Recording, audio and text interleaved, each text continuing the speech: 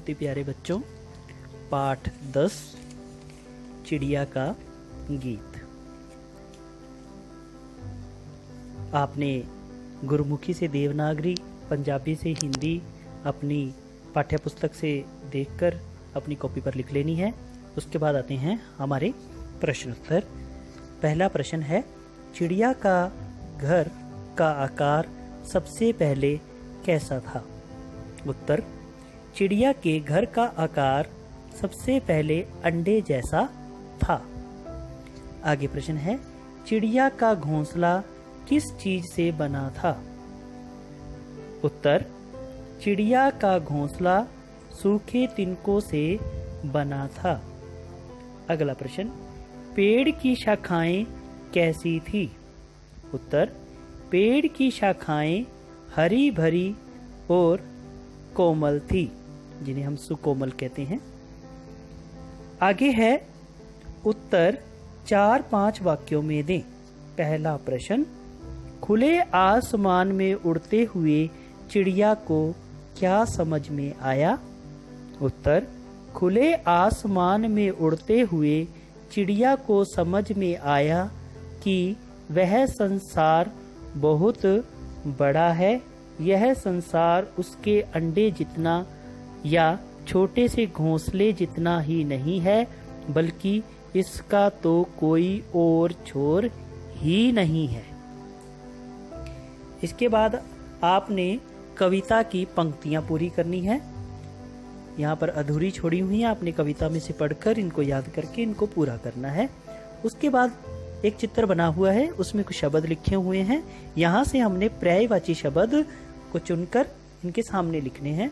तो पुस्तक में देखेंगे, पहला है घर, ग्रह, आल्य।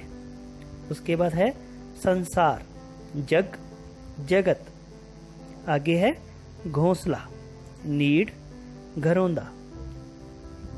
उसके बाद है सुकुमार, कोमल, मृदु।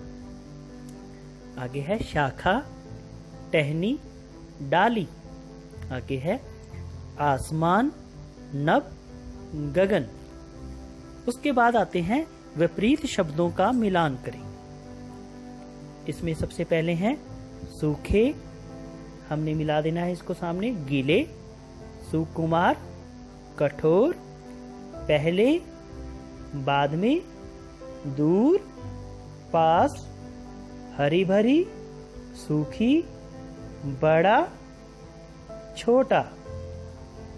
उसके बाद है हमने जोड़ का निशान दिया हुआ है, इसमें जमा का निशान दिया हुआ है। इन शब्दों को हमने जोड़ के लिख देना है। सु जमा पुत्र, सुपुत्र, सु जमा पुत्री, सुपुत्री, सु जमा गंध, सुगंध, सु जमा कोमल, सुकोमल, सु जमा करम, सुकरम, सु जमा नयन, सुनयन। उसके बाद है सर्वनामिक शब्दों को लिखना है हमने। मैं, मेरा, मेरी, मेरे, हम, हमारा, हमारी, हमारे, तू, तेरा, तेरी, तेरे। आगे है तुम, तुम्हारा, तुम्हारी और तुम्हारे। तो इनको अपने ध्यान से अपनी पुस्तक पर और कॉपी पर लिख लेना है और ध्यान से याद करना है। धन्यवाद दोस्तों। बहुत ही प्यारे बच्चों, पाठ 10